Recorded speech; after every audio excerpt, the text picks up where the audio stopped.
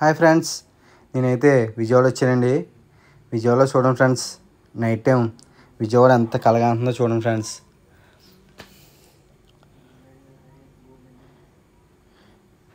ఇంతకుముందు విజయవాడలో జర్నీ చేయాలంటే ఇంచుమించు 1-2 గంటలు పడేసిద్దండి.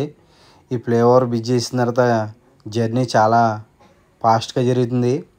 చూడండి ఫ్రెండ్స్, ఫ్లైఓవర్ ఎక్కుతున్నాం మనం. అది వచ్చే వాళ్ళు కూడా రైట్ సైడ్ వేసారండి.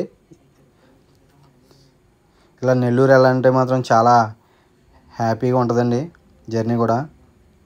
విజయవాడ మీకు నచ్చినట్టయితే కనుక లైక్ చేయండి ఫ్రెండ్స్, అలాగే షేర్ చేయండి, సబ్స్క్రైబ్ చేయండి ఫ్రెండ్స్, ప్లీజ్ రిక్వెస్ట్.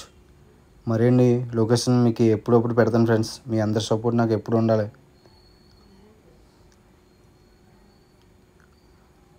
ఫ్లైఓవర్లో ఉన్నామండి కరెక్ట్గా.